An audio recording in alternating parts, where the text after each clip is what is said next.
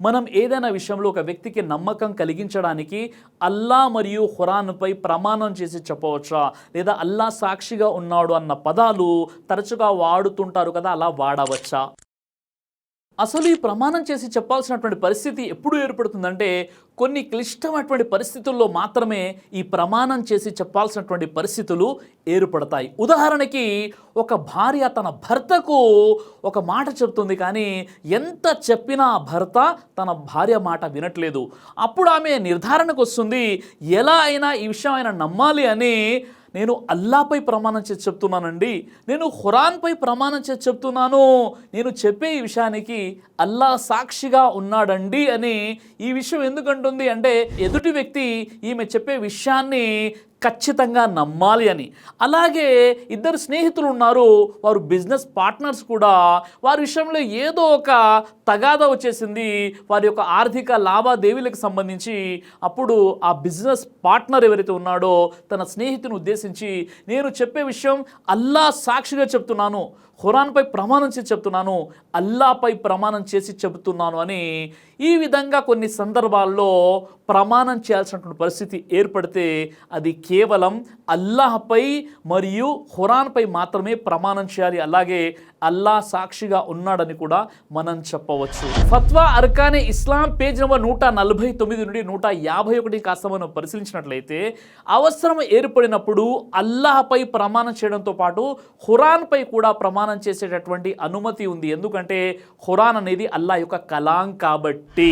సునన్ అబూ దావుద్ హదీస్ number 3248 ప్రకారంగా ప్రవక్త ముహమ్మద్ సల్లల్లాహు అలైహి వసల్లం వారు ఈ విధంగా తెలియజేశారు, మీరు మీ తండ్రి మీద మీ తల్లి మీద ప్రమాణాలు చేయకండి, ప్రమాణాలు చేయాల్సినటువంటి పరిస్థితి ఏర్పడితే మీరు అల్లాహపై ప్రమాణం చేసి చెప్పండి అని ప్రవక్త ముహమ్మద్ సల్లల్లాహు అలైహి వసల్లం వారు తెలియజేశారు. కాబట్టి కొన్ని సందర్భాలలో కొంతమంది తమ అవివేకము తమ అజ్ఞానం కారణంగా మా అమ్మ మీద ఒట్టండి, మా నాన్నగారి మీద ఒట్టండి అని ఇలా తల్లి తండ్రి మీద ఒట్టేసి చెప్తుంటారు. కానీ ఇస్లాంలో ఈ విషయం నిషేధించడం జరిగింది.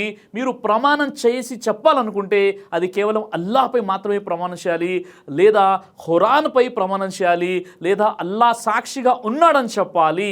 ఈ 3 విషయాలు కాకుండా తల్లి మీద తండ్రి మీద మీ పిల్లల మీద ప్రమాణాలు చేసి చెప్పడం అనేది ఇస్లాం పూర్తిగా ఈ విషయాన్ని ఖండిస్తుంది.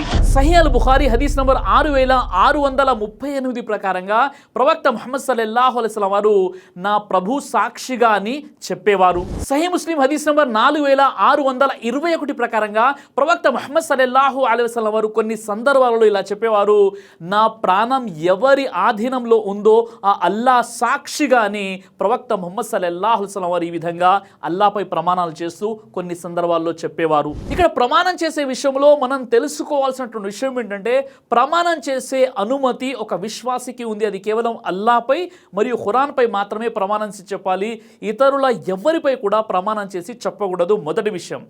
రెండవ విషయం ఏంటంటే మోసం చేసే ఉద్దేశంతో ప్రమాణం చేసి చెప్పడం ఇస్లాంలో పెద్ద పాపంగా పరిగణించబడుతుంది. ఎదుటి వ్యక్తి నమ్మాలి అని అల్లాపై మరియు ఖురాన్పై ప్రమాణం చేస్తే నేను అబద్ధం చెప్పిన ఆ వ్యక్తి నమ్ముతాడని ప్రమాణాలు చేసి సరుకులు అమ్మడం, లేదా తన యొక్క అబద్ధాన్ని అది సత్యంగా పరిగణించబడాలని అల్లా మరియు ఖురాన్ యొక్క వాస్తా తీసుకోవడం అనేది చాలా పెద్ద పాపంగా పరిగణించబడుతుంది. ఇది రెండో విషయం. ఇక మూడో విషయం ఏంటంటే ప్రతి చిన్న విషయానికి ప్రమాణం చేసి చెప్పకూడదు. అల్లా సాక్షిగా ఖురాన్ సాక్షిగా చెప్తున్నానని ప్రతి చిన్న విషయానికి వారు ప్రమాణం చేసి చెప్పకూడదు. నేను అల్లాపై ప్రమాణం చేసి చెప్తున్నాను, ఖురాన్ పై ప్రమాణం చేసి చెప్తున్నాను ప్రతి చిన్న విషయానికి ఆ విధంగా ప్రమాణాలు చేసుకుంటూ పోకూడదు. మనం చూస్తుంటాం మన సమాజంలో కొంతమంది ఎక్కువగా వల్లాహి అని చెప్తుంటారు. ప్రతి విషయానికి వల్లాహి అంటే అల్లాకు అంతా తెలుసు, అల్లా చూస్తున్నాడు అని. ఇది కొన్ని సందర్భాల్లో ఈ విషయం చెప్పవచ్చు, కానీ ప్రతి చిన్న విషయాన్ని కూడా దాన్ని ఊతపదంగా చేసుకొని ప్రతి మాటకు ముందు వెనక వల్లాహి వల్లాహి అల్లా చూస్తున్నాడు, అల్లాకు అంతా తెలుసు అని ప్రతి విషయాన్ని కూడా ఈ యొక్క విషయాన్ని తగిలించి చెప్పేటటువంటి ప్రయత్నం చేయకూడదు. అలాగే అల్లాకి ఖసం అంటారు, అంటే అల్లాపై ప్రమాణం చేసి చెప్తున్నాను, ఖురాన్పై ప్రమాణం చేసి చెప్తున్నాను. ఎక్కడైతే క్లిష్టమైనటువంటి పరిస్థితులు ఏర్పడి మీరు సత్యంలో ఉండి ఎదుటి వ్యక్తి మిమ్మల్ని నమ్మనట్లయితే అప్పుడు మాత్రమే ఖురాన్పై ప్రమాణం చేయాలి, అప్పుడు మాత్రమే అల్లాహ్పై ప్రమాణం చేయాలి. అలా కాకుండా మీరు ప్రతి చిన్న విషయానికి అతడు సాధారణంగా మీరు చెప్పిన అతడు నమ్మేశాడు, అతడు ఒప్పుకుంటాడు, కానీ ఇంకా ఖచ్చితంగా నేను సత్యంలో ఉన్నాను, ఆ వ్యక్తికి నేను చెప్పాల్సిందే అని గట్టిగా ఇలా అల్లాహ్పై మరియు ఖురాన్పై మాటికి ప్రమాణాలు చేసి చెప్పడం అనేది సమంజసమైనటువంటి విషయం కాదు. ఎక్కడైతే ఖచ్చితంగా మీరు చెప్పాలనుకుంటున్నారో లేదా క్లిష్టమైనటువంటి పరిస్థితులు ఏర్పడతాయో అప్పుడు మాత్రమే అల్లాహ్పై ప్రమాణం మరియు ఖురాన్పై ప్రమాణం చేయాలి. అలా కాకుండా దీన్ని ఈజీగా చేసుకొని ప్రతి చిన్న విషయానికి ప్రమాణాలు చేసుకుంటూ వెళ్ళిపోకూడదు. అల్లాహ్ సుబ్హానహు వ తఆలా మీకు నాకు మనందరికీ కూడా ఖురాన్ మరియు సహీ హదీసు వెలుగులో జీవితం గడిపేటట్టు సద్బుద్ధిని ప్రసాదించుగాక. ఆమీన్ యా రబ్బుల్ ఆలమీన్.